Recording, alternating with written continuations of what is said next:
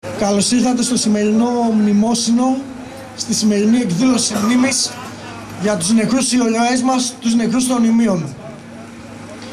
Θέλουμε να σας καλωσορίσουμε εδώ στη Θεσσαλονίκη, στην πρωτεύουσα της μίας και μοναδικής και αληθινής Μακεδονίας. Όσοι ζωντανοί παρευρεθήκαμε σήμερα εδώ, να είστε περήφανοι για αυτό που κάνετε σήμερα, σε αυτές τις δύσκολες εποχές που ζούμε, με αυτές τις αντίξωες συνθήκες της τρομοκρατίας, με το κρύο, με την απογοήτευση που επικρατεί στον κόσμο. Να είστε περήφανοι που καταφέρνετε όσοι ζωντανοί εσείς και αντιστέκεστε και κάνετε πολύ απλά το καθήκον σας. Μην πτωείστε, αυτό που κάνουμε σήμερα εδώ πέρα είναι απλώς μια αρχή για εδώ τη Θεσσαλονίκη. Μας κατηγορούν ότι είμαστε η πόλη του χαλαρά, η πόλη του φραπέ, ότι είμαστε φραπεδόπαγκες, ότι μας αξίζει αυτό που παθαίνουμε και βγάζουμε κιόλας και όλες αυτές τις πολιτικές ηγεσίες σαν τον Μπουτάρη, τον δήμαρχο που έχουμε εκλέξει και μας κάνει ό,τι θέλει και μας ξεφτιλίζει την περηφάνειά μας, και ότι τελικά κανείς δεν θα μπορέσει κάποια στιγμή να τον αντισταθεί και ότι κάποια στιγμή στο μέλλον θα έχουμε να πάθουμε και χειρότερα. Όχι όμως, δεν θα πάθουμε χειρότερα, γιατί σήμερα εδώ οι ζωντανοί Έλληνες της Θεσσαλονίκης ήρθαν εδώ για να σηκώσουν ψηλά τις σημαίες στον ουρανό της Θεσσαλονίκης. Εμείς υποσχόμαστε, ορκιζόμαστε και δεσμευόμαστε ότι αυτό που γίνεται σήμερα είναι απλώς η αρχή. Δεν είμαστε οι τελευταίοι από αυτούς που φεύγουν. Είμαστε οι πρώτοι από αυτούς που έρχονται. Είμαστε οι όσοι ζωντανοί και όσο πάει θα γινόμαστε και περισσότεροι. Και έχουμε να στείλουμε ένα μήνυμα προς κάθε κατεύθυνση ότι εμείς οι Έλληνες, οι γνήσιοι, ζωντανοί Έλληνες, δεν θα προσκυνήσουμε και δεν θα δώσουμε σε υποθήκη ούτε την εθνική μας κυριαρχία, ούτε την πατρίδα μας, ούτε τις ζωές μας. Ακόμα και αν μας πάνε τους μισθούς μας 300 ευρώ και 400 ευρώ, μας καταργήσουν το 13ο μισθό, το 14ο μισθό, τα επιδόματα και δεν ξέρω εγώ τι άλλο, εμείς πάλι θα αγωνιζόμαστε για τα όσια και τα ιερά μας. Θα στεκόμαστε όρθιοι και θα είμαστε εδώ και θα σηκώνουμε ψηλά τις σημαίες. Δεν θέλω να πω περισσότερα. Εμείς έχουμε να πούμε όλα αυτά εδώ τα νέα τα παιδιά, γιατί εμείς εδώ πέρα που το οργανώσαμε αυτό, να σας πω ότι δεν είμαστε ούτε σύλλογος, ούτε φορέας, ούτε οργάνωση, ούτε κάποιο κόμμα. Μια παρέα είμαστε φοιτητών και νεαρών εργαζόμενων της γενιάς των 600 και των 700 ευρώ και παρέα ανέργων, αλλά όμως την Ελλάδα την έχουμε μέσα στην καρδιά. Και έχουμε ορκιστεί ότι κάποια στιγμή θα την πάρουμε την πατρίδα μας πάλι πίσω. Και την πατρίδα μας και τις ζωές μας. Και στο τέλος να ξέρετε, το χειρότερο αποτέλεσμα θα είναι η νίκη. Στους Έλληνες! Η Ελλάδα ανήκει στους Έλληνες! Δεν θέλω να μακρηγορήσω ούτε να πω πολλά λόγια. Δεν έχω ετοιμάσει ούτε χαρτί για να βγάλω κάποιο λόγο και δεν μου αρέσουν πολλά τα λόγια. Άλλωστε το λακωνίζει είναι στη φιλοσοφή. Θα μας τα πει καλύτερα ένας άνθρωπος ο οποίος υπηρέτησε την πατρίδα μέσα από τα χακί και ο οποίος ήρθε εδώ για να μας τιμήσει για τη σημερινή επέτειο, γιατί άλλωστε εδώ πέρα σήμερα συναντηθήκαμε για να τιμήσουμε ουσιαστικά κάποιους ανθρώπους οι οποίοι τίμησαν το χακί και με το παραπάνω, δίνοντας τη ζωή τους, δίνοντας τη ζωή τους για να προσπιστούν την εθνική μας κυριαρχία, την εθνική κυριαρχία που σήμερα αυτό το έκτρωμα που το ονομάσαν συγκυβέρνηση την ξεπουλάει πανεύκολα για να δεχτούμε αυτό το PSI και έχουμε γίνει ρεζίλι των σκυλιών σε όλη την Ευρώπη και μας έχουν πληγώσει την περηφάνεια. Και χθες βγήκε ο Γερμανός της Κεντρικής Επιτροπής και έλεγε ότι την Ελλάδα πρέπει να την κάνουμε προτεκτοράτο. Δεν πρέπει πλέον να την κυβερνούν οι Έλληνες. Σε αυτό το σημείο μας έχουν φτάσει. Αλλά και οι νεότεροι και αυτοί που έχουν υπηρετήσει, είμαστε εδώ όλοι ενωμένοι μια γροθιά. Και αυτό σήμερα είναι η αρχή. Το λόγο λοιπόν να πάρει ο στρατηγός εν αποστρατεία Γεώργιος Αϊφαντής.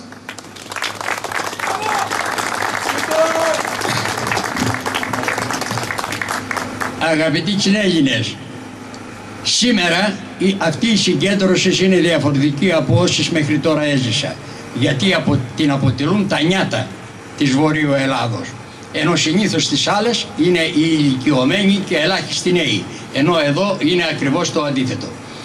Θα προσπαθήσω όσο μπορώ σύντομα, γιατί είναι κρύο, να σας ενημερώσω για τη σημερινή τελετή, εορτή. Βεβαίως ακούσατε ομιλητάς για τα ήμια μέχρι σήμερα, αλλά δεν μάθατε ποτέ την πραγματική αλήθεια. Θα την ακούσετε τώρα. Έχουμε Άνοιξη 1977.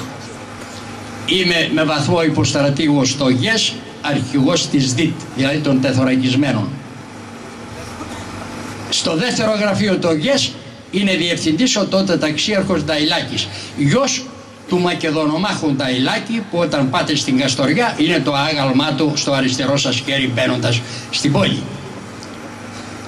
10 η ώρα την Άνοιξη του 1977 με παίρνει τηλέφωνο. Γιώργο, αν έχεις δουλειά έλα στο γραφείο μου. Στράτο μου, αφού εσύ με θέλεις δεν έχω καμία δουλειά. Ανεβαίνω στο γραφείο του και μου δίνει μία κόλλα χαρτί Α4 τέτοια. Έχει το Αιγαίο με μικρή στεριά από την Ασία και από την Ελλάδα και τα νησιά του Αιγαίου. Λέω, Στράτο, τι είναι αυτό? Αεροφωτογραφία του αμερικανικού δορυφόρου. Την παίρνω στα χέρια μου, κατάλαβα ότι κάτι πρέπει να δω, σημαντικό. Αρχίζω από πάνω, βλέπω στη Θάσο γύρω μια γκρίζα κοιλίδα, η οποία είναι βέβαια τα πετρέλαια, όπως ξέρετε, της Θάσου. Βεβαίως δεν σταματάνε εκεί, τα βασικά πετρέλαια είναι γύρω από τη Σαμοθράκη και όχι από τη Θάσο. Χτυπήσανε στη Θάσο απλώς για να δοκιμάσουν οι Αμερικανοί αν ήταν σωστά τα μηχανήματά τους, αν δούλεψαν καλά. Όχι για να μας δώσουν εμάς πετρέλαιο, το πετρέλαιο είναι πιο πέρα, στη Σαμοθράκη. Λοιπόν, του λέω, αυτά είναι τα πετρέλαια. Ναι, μου κάνει και φεύγει προς το γραφείο του. Κατάλαβα πως δεν με θέλει γι' αυτό. Συνεχίζω την εξέταση της αεροφωτογραφίας. Στο νότιο Αιγαίο δεξιά, περί την Κάλυμνο, βλέπω μια σκοτεινή κοιλίδα μεγάλη που κάλυπτε πολλά χιλιόμετρα. Λέω, Στράτο, εδώ είναι τα πολλά πετρέλαια. Χαμογέλασε. Μου λέει, ναι Γιώργο, καλά πρόσεξες, αλλά προς το παρόν τα μηχανήματα που ανέλυσαν την αεροφωτογραφία αυτή αποφαίνονται ότι είναι πολύτιμα μέταλλα και όχι πετρέλαια. Θα στείλουν άλλο δορυφόρο για να ψάξει κάτω από αυτά αν είναι πετρέλαια. Στείλαν άλλο δορυφόρο και έχει κάτω από αυτά πετρέλαια. Τι είναι τα πολύτιμα μέταλλα αυτά? Αυτά είναι θιούχα μεικτά. Γιατί έχουν μόλιβδο, άργυρο, χαλκό και χρυσό. Τις μεγάλες ποσότητες. Του λέω, Στράτο, ξέρεις τι περιμένει τη χώρα μας? Μου λέει, γι' αυτό σε φώναξα Γιώργο. Καθίσαμε και κάναμε μια εκτίμηση που θα μας έβγαζε αυτή η αεροφωτογραφία. Εκτιμήσαμε όσα περίπου έγιναν ως τώρα και το πώς ακριβώς θα μας πάρουν τον πλούτο αυτόν οι κατακτητές και δεν θα πέσει στα χέρια μας, δεν θα τον εκμεταλλευτούμε. Έχει αυτό και κόκκινο υδράργυρο. Βέβαια ο Μακαρίτης ο Κεραμιδάς έγραψε στο περιοδικό του, έχει και όσμιο, δεν θέλησα να τον στενοχωρήσω, δεν έχει όσμιο ούτε ένα γραμμάριο, δεν έχει καθόλου. Λοιπόν, πρέπει να αποκαταστήσω την αλήθεια. Γυρίζοντας στο σπίτι τη νύχτα ξενύχτησα διαβάζοντας τα αρχαία βιβλία, διότι δεν μπορεί οι προγονείς μας να μην γνωρίζανε το μυστικό. Στη σελίδα 414 των Ορφικών, στον ύμνο προς τη Δήλο, ο Ορφεύς γράφει, όταν γεννήθηκε ο Απόλλων, και ο Δίας από τη χαρά των χρυσών εγέμισε το βαθύ ινοπών του Αιγαίου. Ο λιμερής χρυσών. Άρα εκείνοι γνώριζαν ότι εκεί είναι γεμάτο χρυσό. Εμείς δεν γνωρίζαμε. Πάτε στην 417 στα Ορφικά να το διαβάσετε. Βεβαίως ακολούθησαν το επεισόδιο πριν φτάσουμε στα Ήμια, ακολούθησαν οι παραβιάσεις του ελληνικού εναερίου χώρου. Τα πρώτα αεροπλάνα, σας πληροφορώ, επειδή ο φίλος μου ο Στράτος ο Νταϊλάκης, που ήμασταν από 20 χρόνια παιδιά φίλοι και δεν μας χώρισε παρά ο θάνατος, γνώριζε ότι τα αεροπλάνα δεν ήταν τουρκικά τα πρώτα χρόνια. Τα αεροπλάνα ήταν των συμμάχων με τουρκικά σήματα. Δεν ήταν τουρκικά. Οι Τούρκοι δεν τόλμαγαν να παραβιάσουν το ελληνικό εναέριον χώρο και τους έμαθαν οι συμμαχοί μας να τον παραβιάζουν. Δικό τους ήταν το σχέδιο και αυτοί τον παραβίαζαν και συνέχισαν οι Τούρκοι και φτάσαμε στην κατάσταση τη σημερινή. Και ερχόμαστε στα Ήμια. 40 μέρες πριν γίνει το επεισόδιο στα Ήμια, επανέφεραν τον απόστρατο ναύαρχο Λιμπέρη και τον έβαλαν αρχιστράτηγο των ενόπλων δυνάμεων. Γιατί? Εγώ θα σας πω γεγονότα και εσείς βγάλτε τα συμπεράσματα.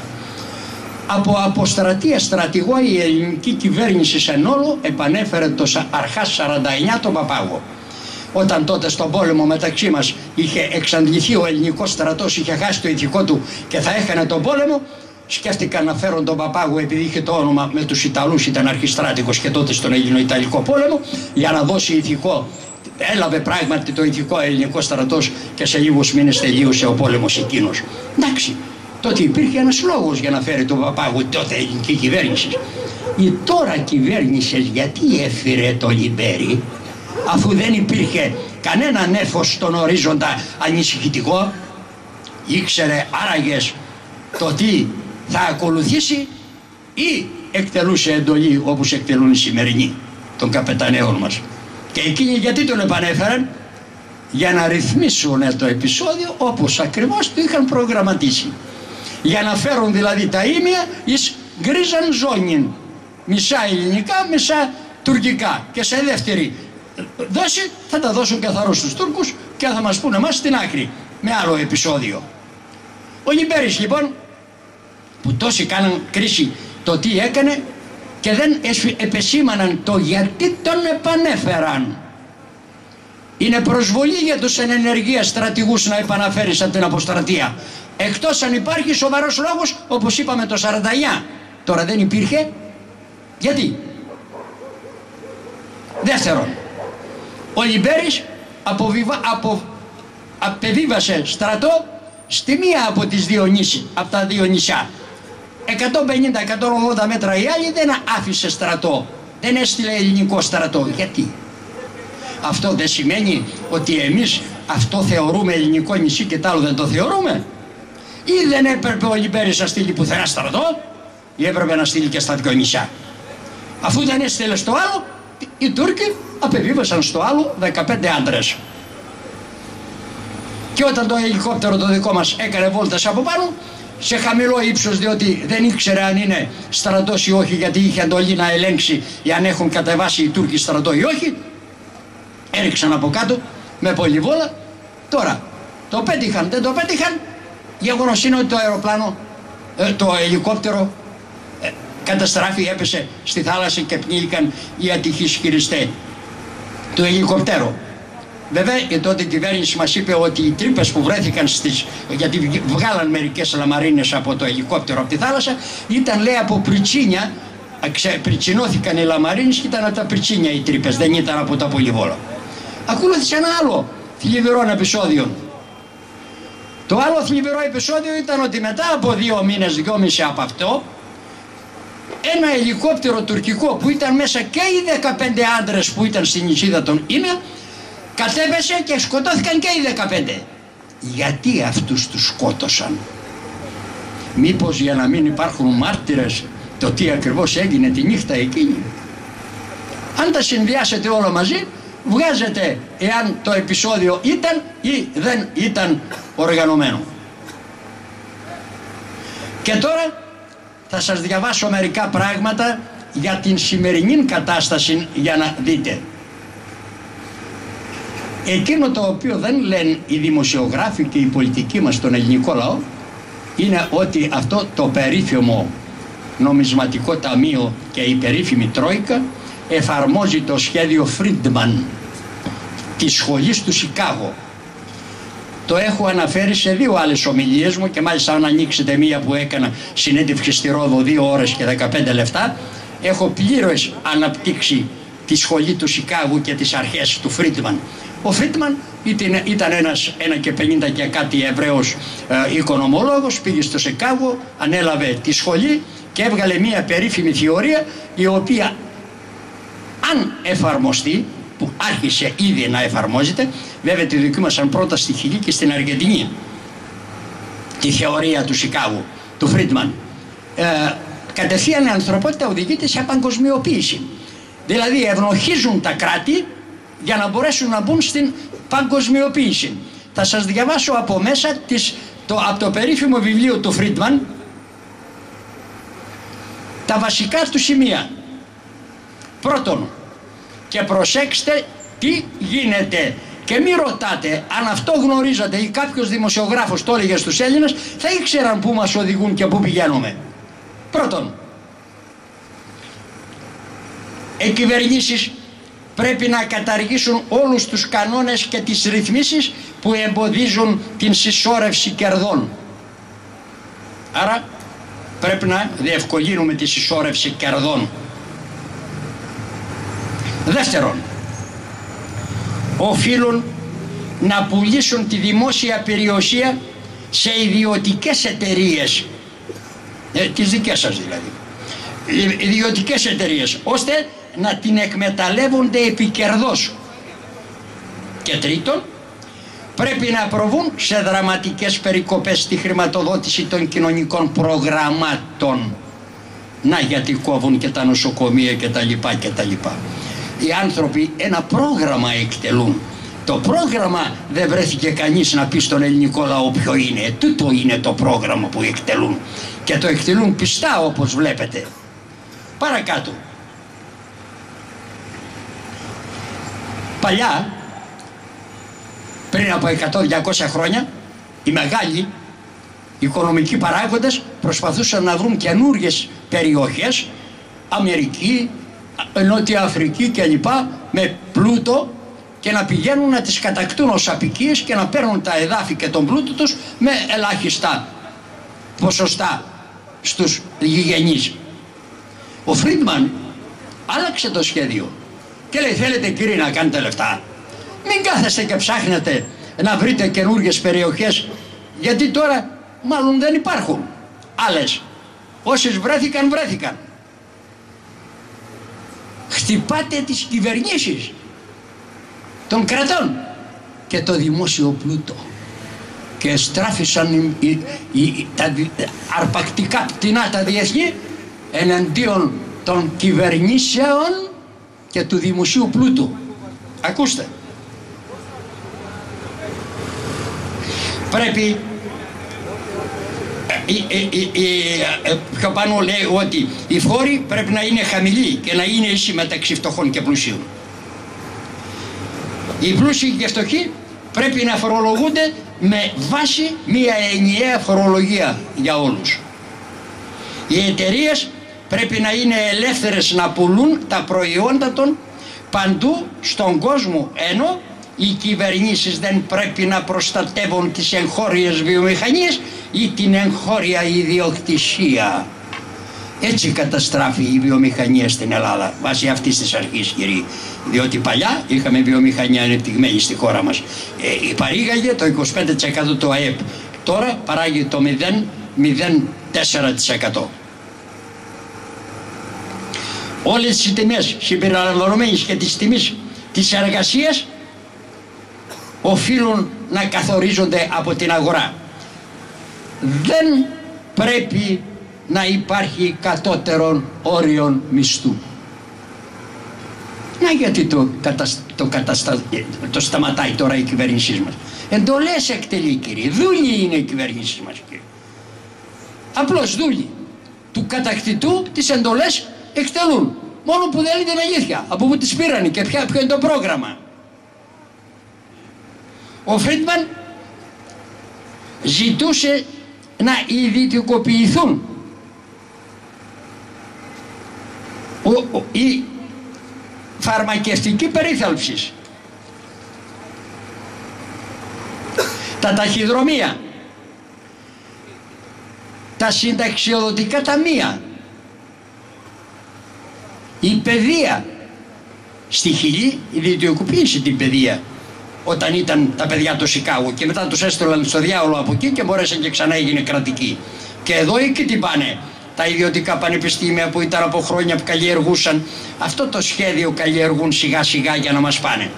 Ο στρατός πρέπει να δοθεί σε ιδιωτικές επιχειρήσεις. Και αν θυμάστε, ο αντιπρόεδρος μας ο Πάγκαλος είπε ότι οι αξιωματικοί είναι μη παραγωγικοί. Δεν χρειάζονται.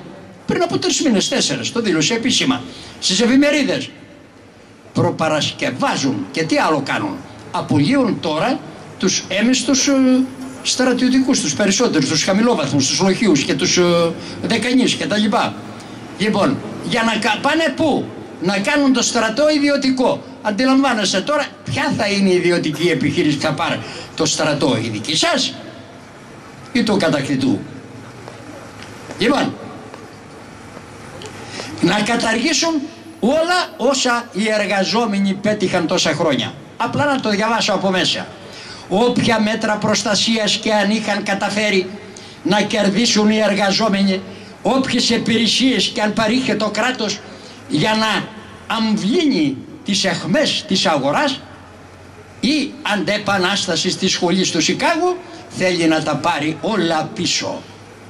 Εκεί δεν οδηγούμεθα. Τι ψάχνετε να βρείτε? Να μην πάω παρακάτω. Ο πόλεμος του Φρίντμαν είναι εναντίον του κράτους πρόνοιας και της μεγάλης κυβέρνησης. Υπόσχεται μια νέα πηγή γρήγορου πλωτισμού, μόνο που αυτή τη φορά αντί για νέες περιοχές είναι οι κυβερνήσεις και ο δημόσιος πλούτος. Να μην σας κοράζω, είναι αρκετά.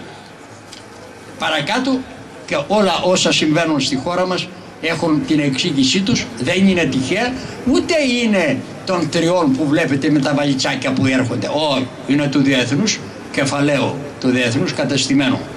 Το πρόγραμμα αυτό εκτελούν και δικοί μας κάνουν πως δεν θέλουν, αλλά χθες με τα λύπης μου είδα ότι φύγαν γελαστοί από τη σύσκεψη και αποφάσισαν να εκτελέσουν όλες τις εντολές της Τρόικας, η κυβέρνησής μας, ασχέτως αν με τρόπο σας τα είπε.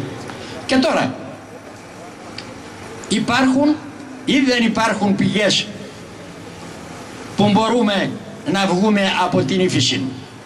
Κύριοι, πηγές υπάρχουν. Η ελληνική κυβέρνηση δεν υπάρχει. Έλληνες κυβερνήτες δεν υπάρχουν. Και τώρα θα ακούσετε πηγές που μπορούμε να βγούμε πάρα πολύ εύκολα από την κρίση στην οποία βρισκόμαστε. Πρώτον, να φορολογηθούν οι καταθέσεις Ελβετίας, Λιχτενστάιν, Γερμανίας, Λουξεμβούργου και Αγγλίας. Εάν η ελληνική κυβέρνηση φορολογήσει τις καταθέσεις αυτές, παίρνει το λιγότερο 250 με 300 δισεκατομμύρια. Και ψάχνουμε να βρούμε 2-3. Γιατί? Ενώ είπαν, γιατί αυτά που θα ακούσατε τώρα τα είπα και στην Αθήνα στις 18 Δεκεμβρίου που έκανα τη μεγάλη συγκέντρωση στο Τιτάνια, το ξενοδοχείο. Και από τότε άρχισαν και κινήθηκαν λίγο, αλλά το κλείσαν πάλι το θέμα και το προσπέρασαν. Γιατί οι περισσότερες είναι των βουλευτών μας και των πολιτικών μας. Και αυτό είναι δεκάρα για τη μεταβίβαση. Ούτε φόρο τίποτα. Δεν παίρνουμε δεκάρα από αυτούς, από τις περιουσίες τις δικές τους. Και τώρα ρωτώ, τόσα χρόνια, καλά, οι βουλευτές της δεξιάς είναι το κεφαλαίο. Εντάξει, της αριστεράς τι είναι? Γιατί αυτή η φορολογική? Και αφού το λέω εγώ στις τηλεοράσεις, δεν το άκουσαν? Μη μας χοροδεύουν κύριοι αρκετά. Όλα τα κόμματα της Βουλής είναι οι αρχηγοί τους, όχι τα απλά, οι ψηφοφόροι κλπ. Οι ψηφοφόροι είναι προβατάκια. Και ό,τι τους λένε ψηφίζουν και ψηφίζουν με την καρδιά, όχι με το μυαλό. Από εδώ και πέρα θα πρέπει οι Έλληνες να ψηφίσουν με το μυαλό και όχι με την καρδιά, με το συναίσθημα.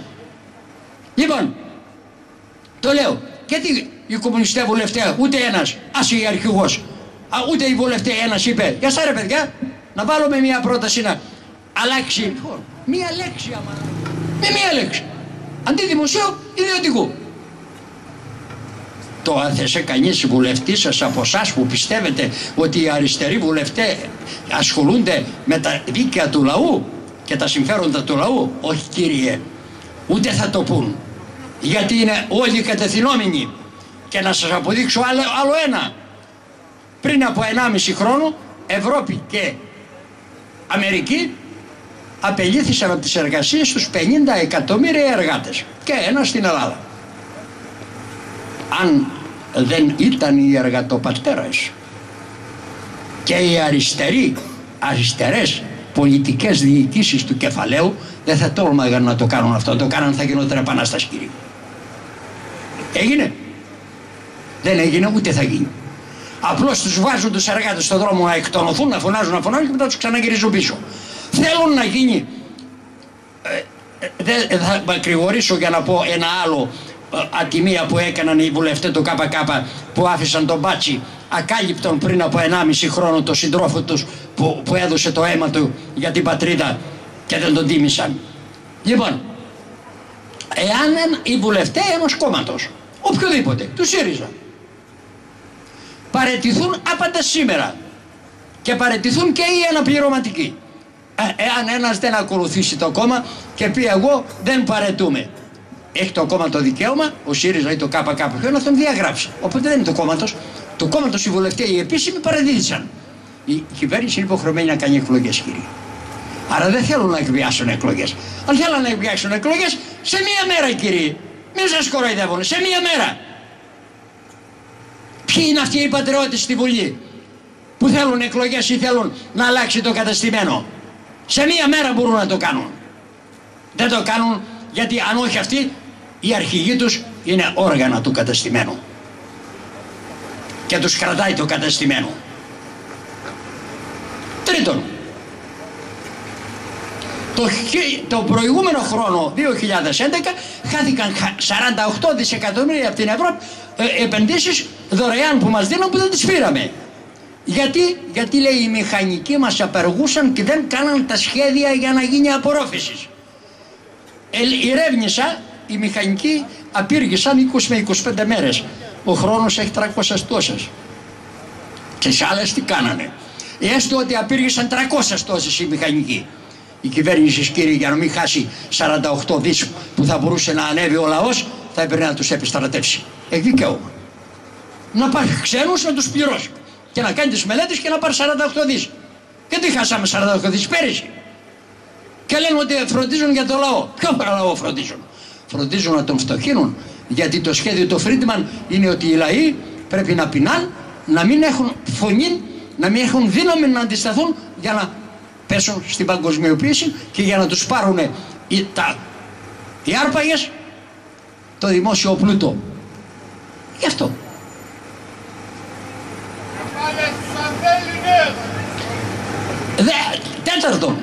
Τέταρτη πηγή.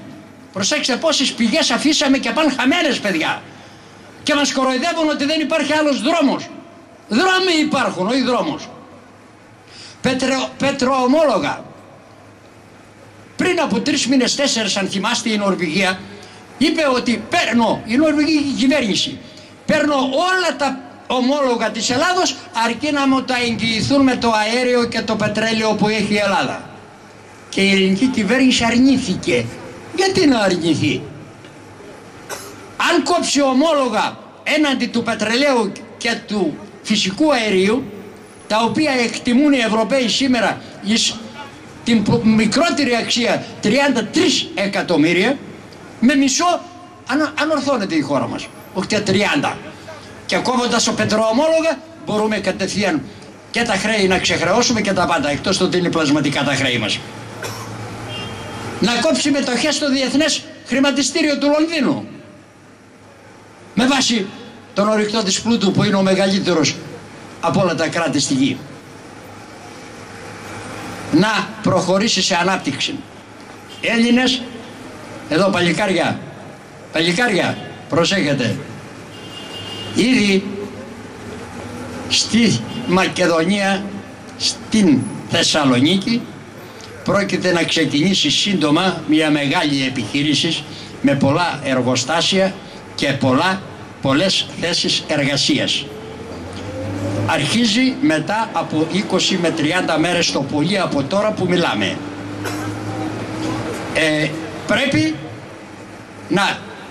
δεν σας λέω συγκεκριμένα πράγματα κλπ. Μιλάμε για τρομερές επιχειρήσεις με πολλά λεφτά, εξασφαλισμένα τα λεφτά, ξένα, όχι από εδώ. Αλλά εάν το πάρουν μυρωδιά οι κυβερνώντες, όπως απειγόρευσαν και διέλυσαν και τις άλλες βιομηχανικές μονάδες, θα τις διαλύσουν. Εάν η χώρα μας αλλάξει πολιτική, διότι δεν έχουμε οικονομική κρίση, έχουμε πολιτική κρίση στη χώρα μας, κύριε. Αν αλλάξουμε πολιτική, η χώρα μας είναι από τις πλουσιότερες της γης. Επίσης, κάτω στην Νότιο Ελλάδα σας πληροφορώ είναι ένας άλλος όμιλος ομογενών από την Αμερική με τεράστια χρήματα, τα οποία έχει αυτή τη στιγμή που μιλάμε ήδη σχεδιάσει πάρα πολλά εργοστάσια και φοβερά, αλλά δεν τολμάει να βάλει θεμελιό. Φοβάται την κυβέρνηση. Και επομένως, χωρίς ανάπτυξη δεν υπάρχει περίπτωση. Τι να ξεχρεωθούμε, αφού δεν έχουμε παραγωγή. Πρέπει να τα εισάγουμε. Πρέπει να αναπτύξουμε παραγωγή. Εφόσον αλλάξει η πολιτική κατάσταση που υπάρχει, κύριοι, η χώρα μας σε ένα χρόνο είναι από τις πλέον βιομηχανικές της Ελλάδος, της Ευρώπης.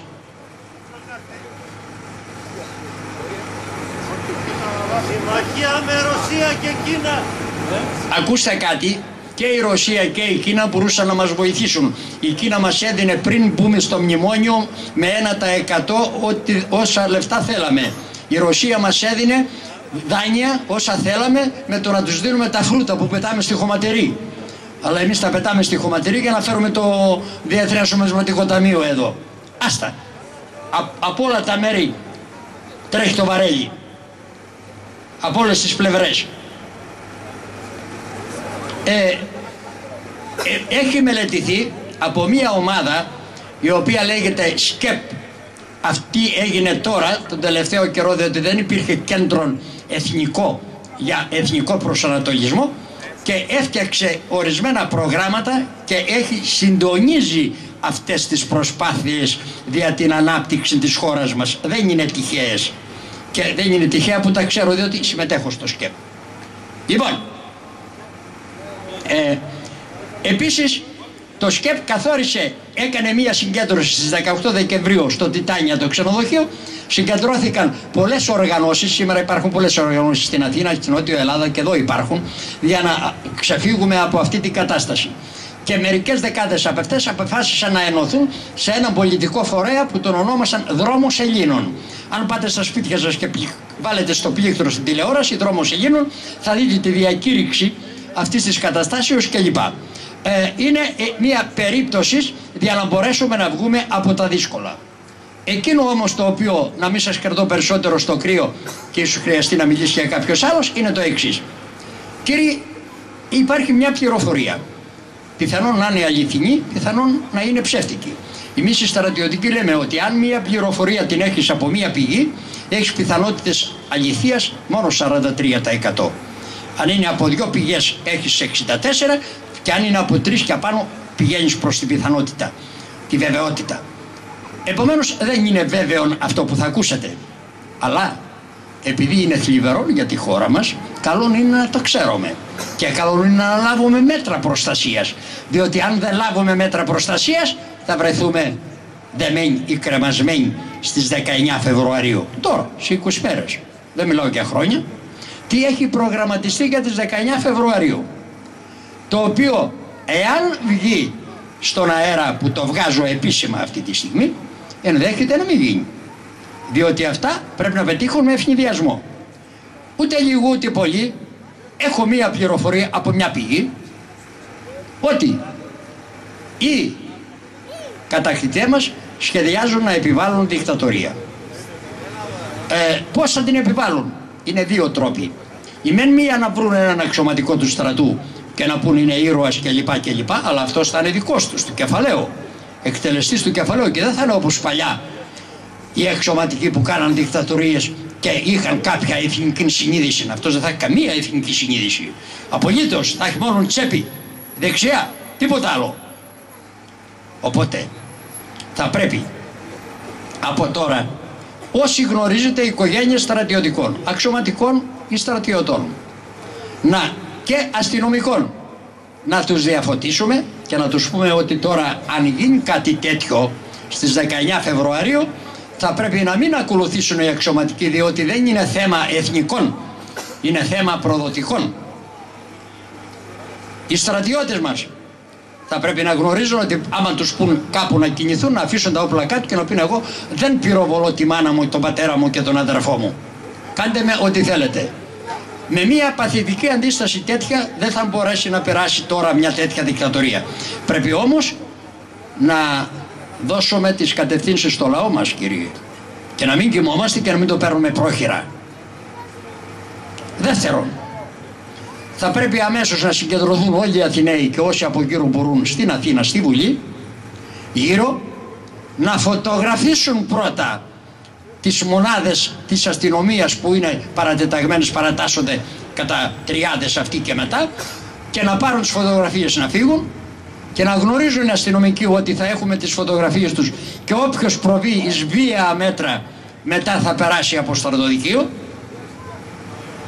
ώστε να μην χρησιμοποιήσουν βία και να ζητήσουν επίσημα από τους αστυνομικούς να μπουν στη Βουλή, να μην σηκώσουν χέρι να χτυπήσουν βουλευτή. Είναι έγκλημα αυτό, ούτε να βρίσουν κανέναν. Κανενός δεν θα δείξουν την αξιοπρέπεια. Θα ζητήσουν όμως και θα πούν ότι κύριοι, απαιτούμε να προκηρύξετε αμέσως εκλογές. Θα θυροκολλήσετε διάταγμα διαλύσεως της Βουλής και προκήρυξης εκλογών και πάμε στα σπίτια σας, αλλιώς θα κάτσετε εδώ κι εσείς κι εμείς μέχρι να πεθάνουμε και να πέσουμε.